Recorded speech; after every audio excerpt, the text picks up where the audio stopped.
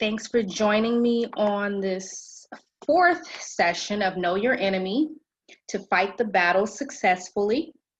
Last time I went over different traits of the devil, how he is a liar and a deceiver, excuse me, and he's referred to as a serpent. A serpent, like a snake, and serpents are venomous. They're poisonous. Not all of them, but they are known to be venomous or poisonous, like the cobra and others. So the devil, being referred to as a serpent, has poisoned mankind, as we've seen through Adam and Eve, through lies and deception, or a lie. It was one lie and deception. And he poisons the mind with lies and half truths, which are still lies, because they're not completely true. And I went over the reality that he's a murderer, a thief, an accuser, a tempter. He has a sin nature. He was the very first of God's creation to sin, as we know. And that there's one more that I didn't cover that I believe is worth mentioning. He, as a nature or a trait of the devil, that he's also a predator. In 1 Peter 5, verses 8 through 9, in the Amplified version I have here, Peter says, "Be sober, well-balanced, and self-disciplined. Be alert and cautious at all times. That enemy of yours, the devil, prowls around like a roaring lion, fiercely hungry, seeking someone to devour. But resist him. Be firm in your faith against his attack.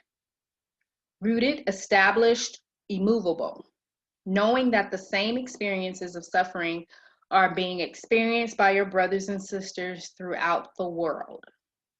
You do not suffer alone." So the devil is seeking to devour us, or whoever he can devour. But we have to be alert and aware of the ways in which he may attempt to come after us. The enemy usually knows our weaknesses, so we must know our weaknesses too, and will come after us in that way. But we have the ability, as we see here, to resist him, and this is done by faith, trusting God and relying on him. And then I want to go to James chapter 4, verse 7, which tells us, it also tells us what our response is supposed to be when dealing with our enemy. And James says, "So submit to the authority of God. Resist the devil." Same thing Peter said. "Stand firm against him and he will flee from you." Some people say that means like run in terror from you. And that is just imagining that is quite interesting to see the enemy running away in terror from you when he's the one who tries to terrorize you. And then it says, "Come close to God with a contrite heart, and he will come close to you."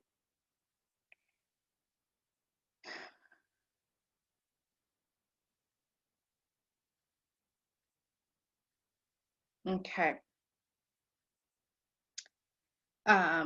So now I want to move on to another topic, being the nature of the evil spirits. We just talked about the nature of the devil, leaving off with him being a predator.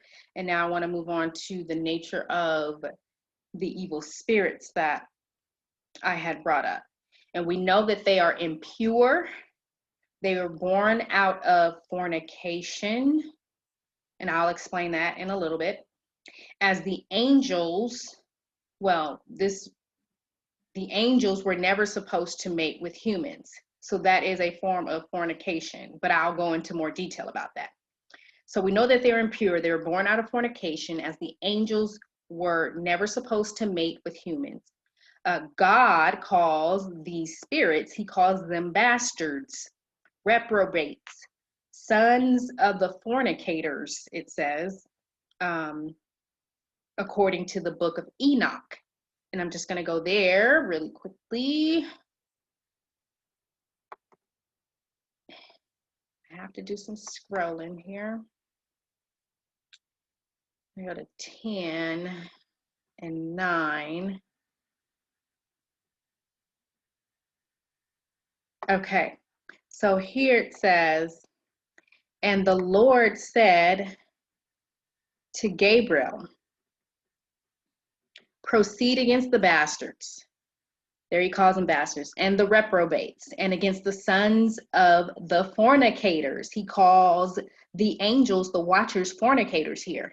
And then he says, and destroy the sons of fornicators and the sons of the watchers from amongst men. So the Hebrew word bastard means polluted and goes back to the word impure, them being an impure mix of God's creatures, angel and man. The word reprobate means rejected, as in rejected by God. And that speaks. In him we are accepted, but these spirits are rejected because they are illegitimate, meaning they were not lawful, not legal. Lawful meaning the way that God, they weren't born according to God's order of things. They weren't created according to God's order. And then fornication, the word fornication is sexual sin, forbidden sexual intercourse. This is something that the angels and the women participated in. Fornication, a sexual sin. It was forbidden because it was never supposed to be. And a fornicator is one who engages in illegal, forbidden sexual intercourse as determined by God, because God determines everything, because he created everything. It was not in God's order for them to interbreed. And I want to note something I saw as, let me go back to the slides here. And I want to note something that I saw as I was doing a little more research on this from Torah.com. The author states their spirits, talking about these evil spirits, the Nephilim, deriving from immortal heavenly beings, the angels, cannot be destroyed completely, but also cannot return to heaven. They remain connected to the earth as evil spirits, wreaking havoc among humankind. Tells you about what they do. Wreaking havoc among humankind and causing both physical evil, such as disease, and moral evil, sin. So let's go back to Enoch 15. And I'm going to scroll here. Oh, I passed it up. So 15. All right, so I want to read 15:11. Let me scroll that up a little. And 15:12,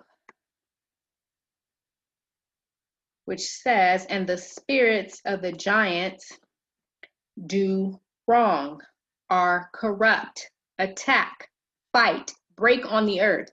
I'm not sure what they meant, but I'm going to read a few other translations of this. Break on the earth and cause sorrow. And then it says, and they eat no food, do not thirst, and are not observed. Next sentence says, and these spirits will rise against the sons of men and against women. And I'm going to stop there and read another translation. So what we just read, this is another translation which says, and the spirits of the giants afflict, oppress, destroy, attack, do battle, and work destruction on the earth and cause trouble. And then lastly, this is the one that we looked at the first time I went over the book of Enoch. And then in 10 here, this version says they cause, let's go up to 9. The spirits of the giants shall be like clouds. And they say the Greek word for clouds is like Nephilim, what they're called, which shall oppress, corrupt, fall, content, and bruise upon the earth. So I just wanted to get a better understanding of what is meant by certain words there. So that's why I read the different translations. And then in 10, it says, they shall cause lamentation, no food shall they eat, and they shall be thirsty, they shall be concealed. Okay, let's go back to the slides. And so afflict. So I have here, they're pure, they're polluted, immoral, wicked, corrupt. And then afflict, meaning they cause pain and suffering. And then oppress, meaning they cause you to feel distressed, anxious, or uncomfortable. That's what the word oppress means. They are concealed, so they destroy, they attack, they work destruction, they cause trouble, they're concealed. And that meaning they are hidden, they cannot be seen. So it's easy for them to go undetected if you can't see them. Just like, and I just want to add also that that's why we have these texts that give us understanding of what's really going on. The book of Enoch really gives us more insight and knowledge on these spirits. And so they're unseen, just like Satan and the rest of the fallen angels are also unseen, with the exception, I would say, of people who have been able to see into the spirit realm and see them. And also I've read of historical instances where Satan and fallen angels have appeared to men. And for example, like the angel that appeared to Muhammad, and Muhammad was the one from whom the religion of Islam came. And, you know, we have the Muslims. And so this angel appeared to Muhammad disguising as the angel Gabriel. And Gabriel is the one that God is talking to when he's telling him about these spirits and what they are like. But this angel that appeared to Muhammad disguised himself as Gabriel. And he preached to Muhammad a different gospel. And here we see that's deception. And it was not Gabriel, but most likely Satan himself, doing what 2 Corinthians 11:14 says he does, disguising himself as an angel of light when he is not. Okay, now I want to move on to the next topic matter, works of the enemy. and how they affect humanity. We know that this is 1 John 5:19, which says, we know that we are children of God and that the world around us is under the control of the evil one. So it's telling us that the whole world is under the influence of the evil one. And we, as children of God, aren't supposed to be under his influence, but we are also influenced by the evil one, however. And let's look at the awareness of Satan and the spirits as shown in the Bible and pointed out by Jesus, who came to destroy the works of the devil. Now, this is a huge one that explains a lot of things. So they influence our thoughts, our feelings, our emotions, our actions, that being the soul. And we see this in the following verses. Let's look at Matthew 16 to start. Hopefully it's, okay, good, it's loaded. And this says, this is when Jesus predicts his death and resurrection. From that time, Jesus began to show his disciples that he must go to Jerusalem and suffer many things from the elders and chief priests and scribes and be killed and be raised the third day. Then Peter took him aside and began to rebuke him, saying, "Far be it from you, Lord, this shall not happen to you." But Jesus turned and said to Peter, "Get behind me, Satan. You are an offense to me, for you are not mindful of the things of God, but the things of men." Now, why would Jesus say what he said to Peter? Well, he wasn't really talking to Peter. That wasn't a conversation between Peter and Jesus. That was a conversation between Jesus and the devil. So Jesus was speaking to the spirit behind Peter's words. Peter's thoughts were influenced by Satan to attempt to convince Jesus differently than what he was telling them, to get him out of the will of God the Father, to keep him from saving the world through the act that he was about to follow through with for the purpose of salvation. Now imagine if Satan, through Peter, was able to convince Jesus not to follow through with the salvation plan. But of course, God is greater than that. Jesus was greater than that. And it was a foolish attempt to try to stop him, because Jesus is God after all. And he wasn't dealing with any ordinary man. Then I want to go over to John chapter 13. Oh no, gotta wait for it to load, unfortunately. Okay.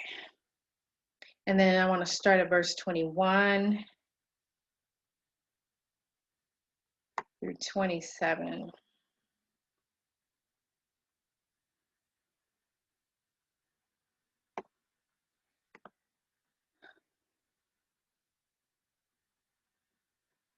Just going to highlight that. So after Jesus said these things,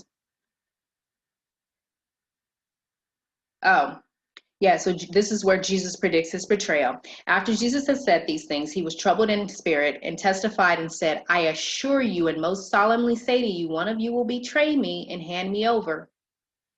The disciples began looking at one another, puzzled and disturbed as to whom he could mean.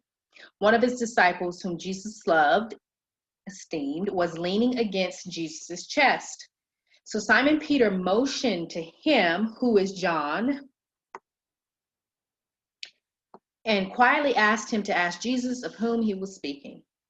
Then leaning back against Jesus' chest, John, asked him privately, "Lord, who is it?"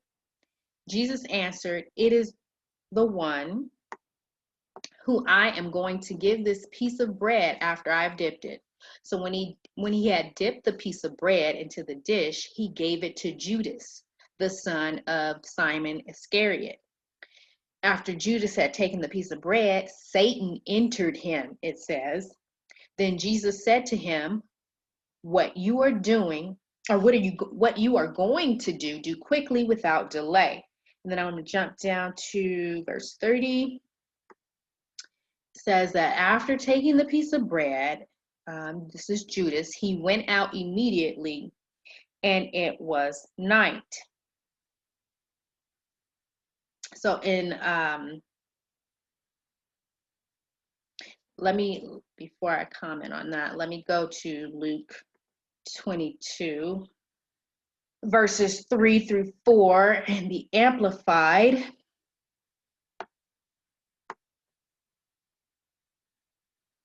Okay. And it says here, then Satan entered Judas, the one called Iscariot, who was one of the 12 disciples. And he went away and discussed with the chief priests and officers how he might betray Jesus and hand him over to them.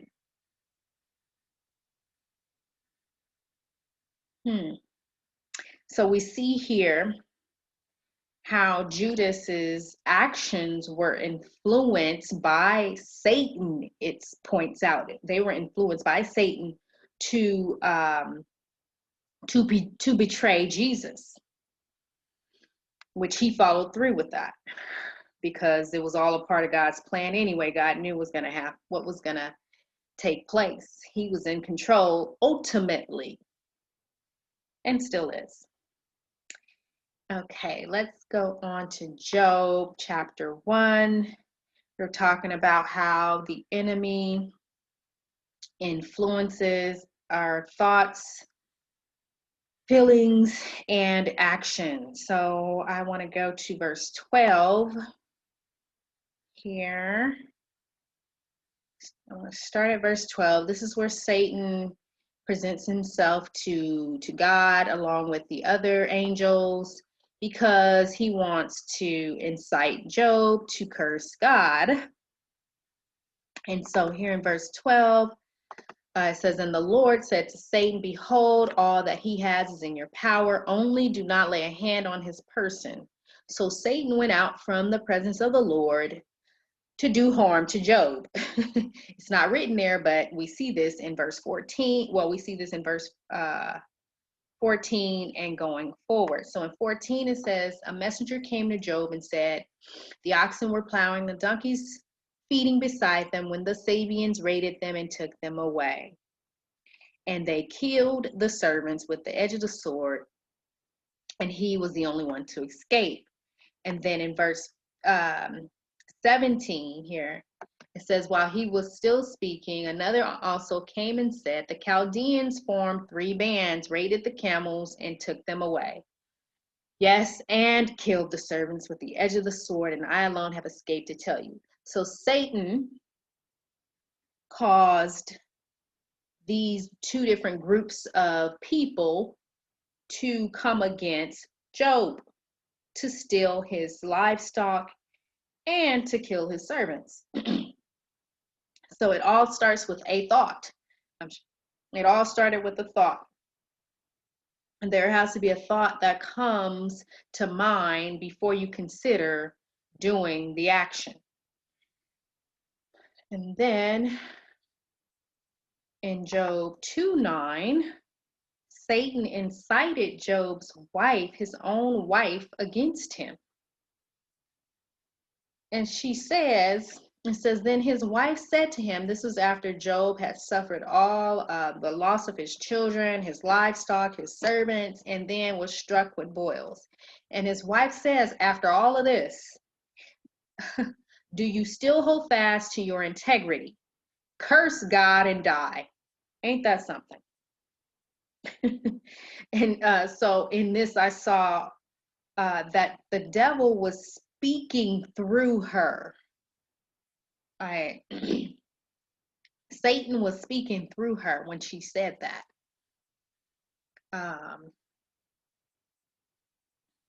all to make Job feel even worse, as if he wasn't already feeling worse about his circumstances, because Satan was trying to get him to curse God. So he was doing everything he could. And his wife specifically speaks it. So we know that was Satan speaking through her, because he wanted Job, to curse God so that he could accuse him. Let's see. Oh, so this is something I want to say I've experienced personally, and others have. I've heard about others who have also experienced and told of how the enemy will speak through to you through other people, as their thoughts are influenced by them, excuse me. And it's usually to put you down in some kind of way, or to discourage you. And I know I've personally rebuked a spirit in front of a person that allowed an evil spirit to speak its thoughts through them. I wouldn't do that all the time, but I know there was one time where I was led to. Yeah, because it was so blatant. And I've also rebuked spirits privately and silently after experiencing, people, or them speaking through other people to me personally. And we also ourselves are prey to the enemy, using us to speak something negative to another person. And we must be mindful of that, including myself. All right, let's go to Mark 5. How the enemy influences our mind, our thoughts, our emotions, our actions. Okay, starting with verse 1 here. This is about the demon-possessed man being healed. So it says, then they came to the other side of the sea. That's Jesus and his 12 disciples, excuse me, to the country of the Gadarenes. And when he had come out of the boat, he immediately there met him, Jesus, out of the tombs, a man with an unclean spirit, who had his dwelling among the tombs, and no one can bind him, not even with chains, because he had often been bound with shackles and chains, and the chains had been pulled apart by him, and the shackles broken in pieces. Neither could anyone tame him. And always, night and day, he was in the mountains and in the tombs. Ooh, that's eerie. Crying out and cutting himself with stones. My gosh. When he saw Jesus from afar, he ran and worshiped him. And he cried out with a loud voice and said, what have I to do with you, Jesus, Son of the Most High God? I implore you, begging him, by God, that you do not torment me. For he said to him, come out of the man, unclean spirit. Then he asked him, what is your name? And he answered, saying, my name is Legion, for we are many. Wow. Also, he begged him earnestly that he would not send them out of the country. It was really the spirits, which were many, it says, that were begging him not to send them out of the country. Now, a large herd of swine was feeding there near the mountains. So all the demons begged him, saying, send us to the swine that we may enter them. Interesting. And at once Jesus gave them permission. He actually listened to them. Then the unclean spirits went out and entered the swine. There were about 2,000, and the herd ran violently down the steep place into the sea and drowned in the sea. So it says that he had an unclean spirit here, and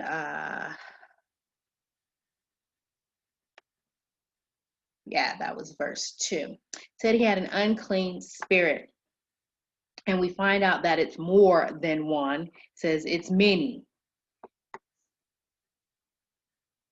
In verse 9 here says that they were many.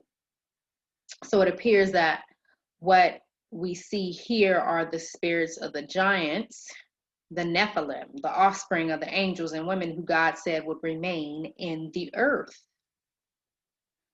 and do wrong, are corrupt, attack, fight, cause sorrow, afflict, oppress, destroy, work destruction on the earth, and cause trouble.